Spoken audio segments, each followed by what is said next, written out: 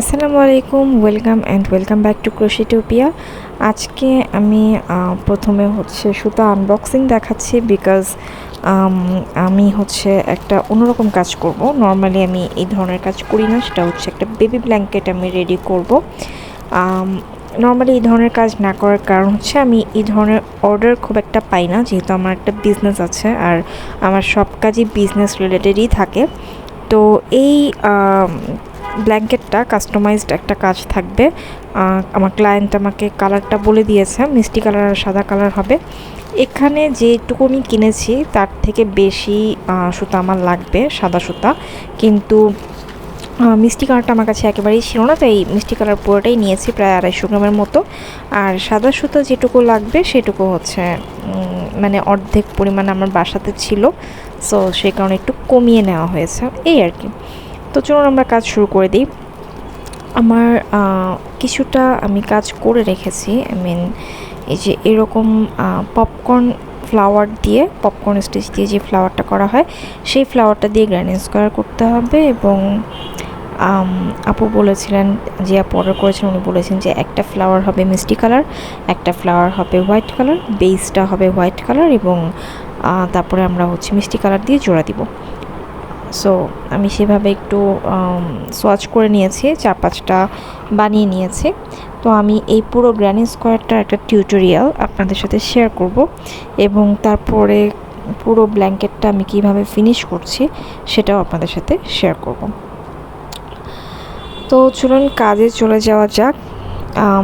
প্রথমে আমি হুক সাইজটা বলে নেই, সেটা 4.5 ইঞ্চি 4.5 mm হুক সাইজ নিয়ে কাজ করব। দেখতেই পাচ্ছেন ম্যাজিক রিং করে ফেলেছে। এরপর আমি 4টা চেইন করব। এই 4টা চেইনের মধ্যে 3টা চেইন একটা ডিসি হিসেবে কাউন্ট হবে, তারপরে চেইন 1।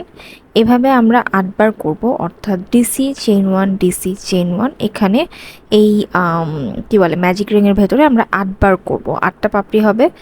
সো এই যে ডিসি চেইন 1 ডিসি, এইভাবে করে টোটাল 8টা ডিসি হবে, 8টা চেইন 1 হবে। ওকে,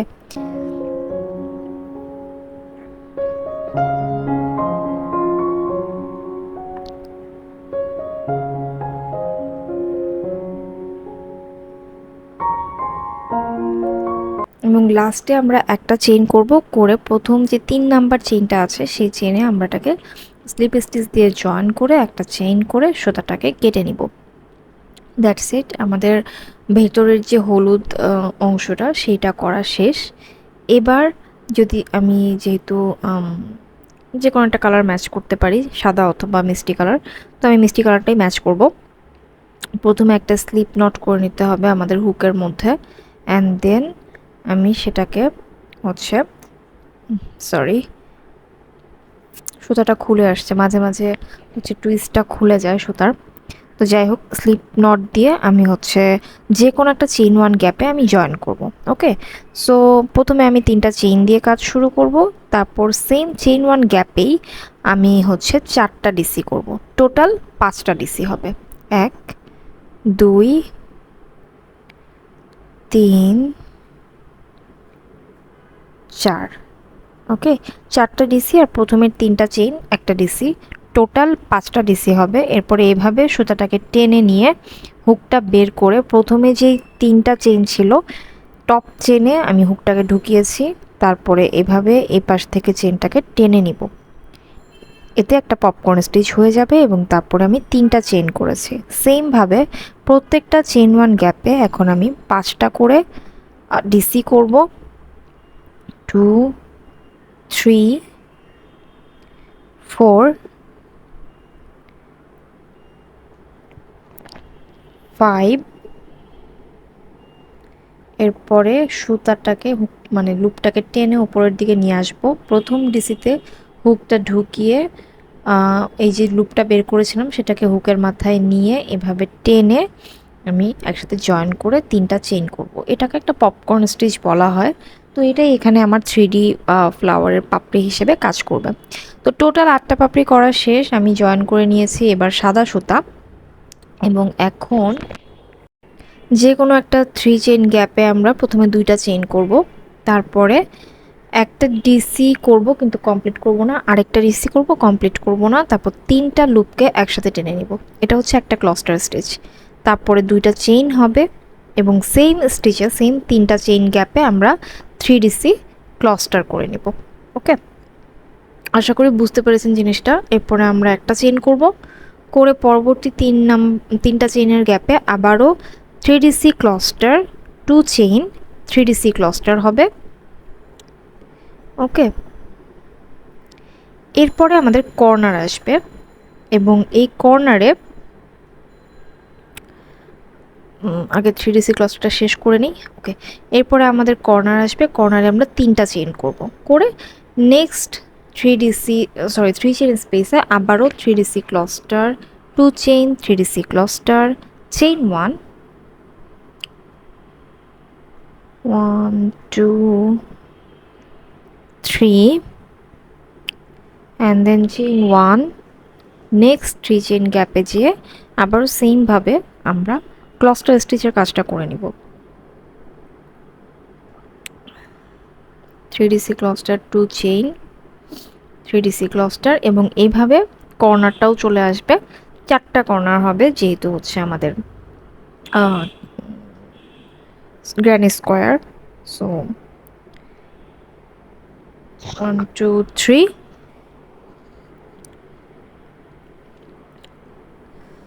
and then again cluster stitch, 2 chain, cluster stitch,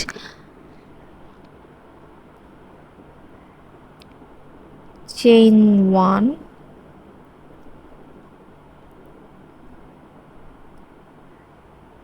এইভাবে করে আমি পুরোটা শেষ করব।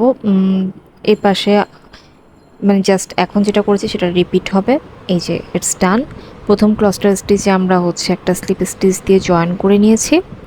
এবার আমাদের এই যে 2টা ক্লাস্টার স্টিচের মাঝখানে 2 চেইন গ্যাপ আছে, সেখানে স্লিপ স্টিচ দিয়ে আমি চলে যাব এবং এখানে 3টা চেইন দিয়ে আমি কাজ শুরু করব এবং 2 ডিসি, টোটাল 3টা ডিসি হবে। ওকে, প্রত্যেকটা ক্লাস্টার স্টিচের মাঝখানে যে চেইনের গ্যাপটা আছে, একটা চেইন হোক 2টা চেইন হোক, আমরা কি করব 3টা করে ডিসি করব কর্নারে আসার আগ পর্যন্ত। ওকে, প্রত্যেকটা চেইন 1 চেইন 2 গ্যাপে আমরা হচ্ছে 3 ডিসি ক্লাস্টার 3 ডিসি করব, normal 3 DC.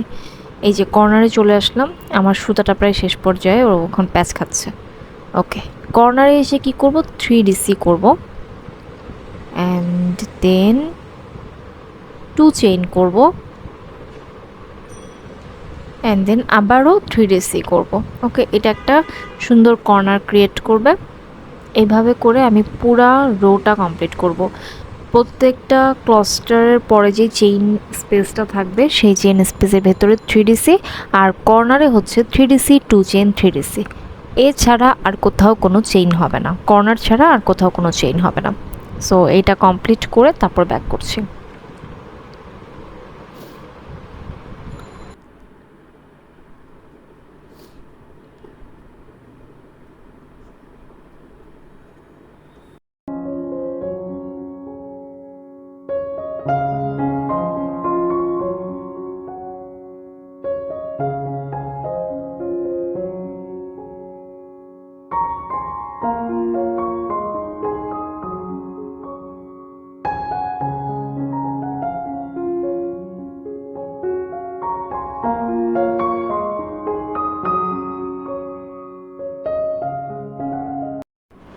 Okay, I am done.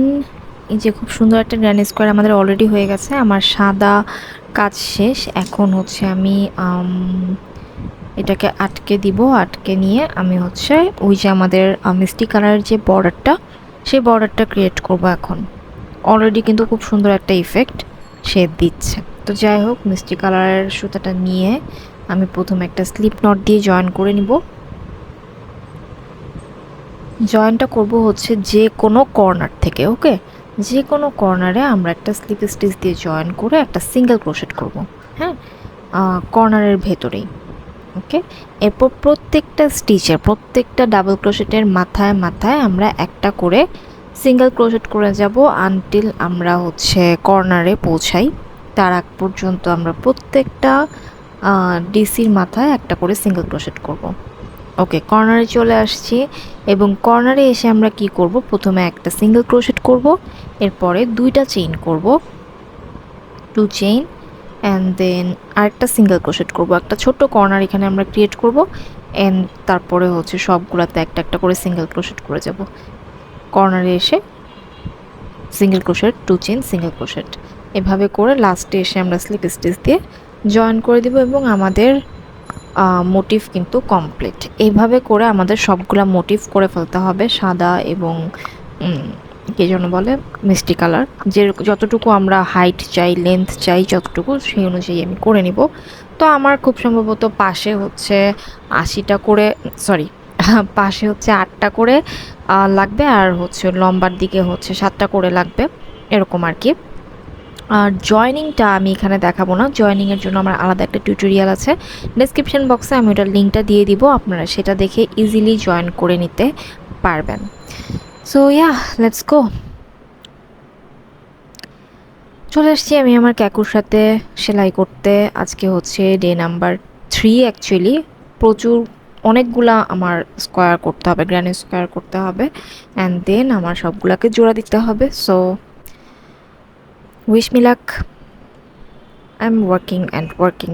So এই সুন্দর যে ব্ল্যাঙ্কেটটা ছিল, এই ব্ল্যাঙ্কেটটা আমাকে অর্ডার করেছে আনিকা কাজী আপু। উনি দেশের বাইরে থাকেন এবং সেখান থেকে ওনার ভাতিজির জন্য এই ব্ল্যাঙ্কেটটা অর্ডার করেছে, নিউবর্ন বেবির জন্য। বাট নিউবর্ন বেবির সাইজ, ব্ল্যাঙ্কেট সাইজ আরও ছোট হয়, কিন্তু এটা একটু উনি বড় করেই নিচ্ছেন, যেহেতু উনি এটা বাংলাদেশে ইউজ করবে। তো অন্তত যদি 1-2 বছর ইউজ করতে না পারে তাহলে আসলে উলের প্রোডাক্ট দিয়ে কোনো মজা নেই, কারণ বাচ্চারা দ্রুত বড় হয়ে যায় আর আমাদের দেশের শীতটা খুব একটা থাকেই না। সো ইয়া, এই জন্য হচ্ছে উনি একটু বড় করে নিচ্ছে, 40x36 ইঞ্চি নিচ্ছে, কারণ উনি আমাকে বলল যে এই সাইজটা হলে নাকি 2 বছর পর্যন্ত ইজিলি ক্যারি করা যায়। এবং মজার কথা হচ্ছে যে উনি নিজের জন্যও 2টা ব্ল্যাঙ্কেট নিচ্ছেন, নিজের জন্য না, নিজের জন্য একটা ব্ল্যাঙ্কেট এবং ওনার আরেকজনের জন্য, পরিচিত আরেকজনের জন্য আরেকটা ব্ল্যাঙ্কেট নিবে, কিন্তু সেটা হচ্ছে ছেলে বাবু হয়। উনি এই সেম ডিজাইনটাই জাস্ট হোয়াইট অ্যান্ড ব্লুতে কনভার্ট করেছে। ওটাও খারাপ হবে না, আশা করি ভালোই হবে, সুন্দর হবে। ওটা যখন করব তখন সেটা নিয়েও একটা ব্লগ আমি ইনশাল্লাহ করে ফেলবো। তো এই আর কি। আমি এবার একটু প্ল্যান করেছিলাম যে এইবার উইন্টারে নিজের জন্য একটা থ্রো ব্ল্যাঙ্কেট টাইপের করব, কারণ আমি অলওয়েজ নিচে বসে কাজ করি, ফ্লোরে বসে কাজ করি, চেয়ার টেবিলে কাজ করতে আমার ভালো লাগে না। তো বিছানায় বসেও মাঝে মাঝে কাজ করি, তো ওপরে একটা ব্ল্যাঙ্কেট থাকলে একটু আরাম করে কাজ করা যায়। তো এটা চিন্তা করেই মাথায় ঘুরতেছে যে কেননা নিজের জন্য একটা ব্ল্যাঙ্কেট করে ফেলি। আপনারা যারা আমার সাথে ইনস্টাতে অথবা ফেসবুক পেজে অ্যাড আছেন, ফেসবুক গ্রুপে অ্যাড আছেন, আমাকে শেয়ার করেন যে কী ধরনের ব্ল্যাঙ্কেট আপনারা দেখতে চান। ব্ল্যাঙ্কেট বলতে আমি একেবারে কিং সাইজ কুইন সাইজের ব্ল্যাঙ্কেট অবশ্যই করবো না, জাস্ট থ্রো আমার পায়ের উপরে থাকবে, কোলের উপরে থাকবে, এরকম ছোটোখাটো একটা থ্রো আমি করতে চাই। তো আমাকে সাজেস্ট করেন যে আপনারা কী ধরনের দেখতে চান, তাহলে আমি সেটার একটা টিউটোরিয়ালও রেডি করে ফেলতে পারবো। এই তো আর কি। আশা করছি আপনারা এ ব্যাপারে একটু ইন্টারেক্ট করবেন, আমাকে জানাবেন, কারণ হচ্ছে শীত চলে আসছে। সো একটু আগে আগে কাজটা ধরলে আমার জন্য ভালো হবে, আপনাদের জন্যও ভালো হবে। তো এই এক একটা গ্র্যানি স্কোয়ার নিয়ে একটু কথা বলি। গ্র্যানি স্কোয়ারগুলো করতে আমার প্রায় 15 থেকে 20 মিনিট সময় লাগছিল, কালার চেঞ্জ করা প্লাস হচ্ছে সুতাগুলো ঢুকানো ভেতরে, সব কিছু মিলিয়ে 15-20 মিনিটের মতো চলে যাচ্ছে। সো আমার মনে হচ্ছে যে এই ব্ল্যাঙ্কেটটা, পুরো ব্ল্যাঙ্কেটটা কমপ্লিট করতে আমার 7 থেকে 10 দিন মতো টাইম লেগে যাবে। Finally we are here, day number 4, 4তম দিনে আমি এতগুলো, এখানে হাতে যতগুলো গ্র্যানি স্কোয়ার দেখছেন ততগুলোই না, আরও আছে প্যাকেটে, বাট আমাদের প্রোগ্রেস অনেক ভালো। ডে নাম্বার 4 এবং আমাদের প্রোগ্রেস অনেক ভালো। ডে নাম্বার 5 আমরা প্রায় মোটামুটি সবই করে ফেলেছি, দেখতেই পাচ্ছেন যে 4টা রো আমার টোটাল কমপ্লিট, বাকিগুলোও মোটামুটি complete. And here we go. তারা ৭তম দিনে এসে এই হচ্ছে আমার টোটাল আউটপুট। এখনও পেছনের দিকে অনেকগুলা সুতা হচ্ছে লুকানো বাকি, সেগুলো নিয়েও কাজ করতে হবে। তো এই জায়গাতে যেটা হয়েছে, আমি একটুখানি কাজ ক্যামেরার বাইরে করেছি। সেটা হচ্ছে যে আমি একটা বর্ডার ক্রিয়েট করেছি, খুবই সিম্পল একটা বর্ডার। এই যে চারপাশে আমি একটা ডাবল ক্রোশেট আর তারপরের রোতে একটা শেল স্টিচ ক্রিয়েট করেছি। তো এই বর্ডারটা আপনারা দেখতে চান কিনা, টিউটোরিয়াল চান কিনা আমাকে জানান, তাহলে পরের যেই ব্ল্যাঙ্কেটটা আছে সেখানে হয়তো আমি এই বর্ডারের টিউটোরিয়ালটা দেখিয়ে দিব।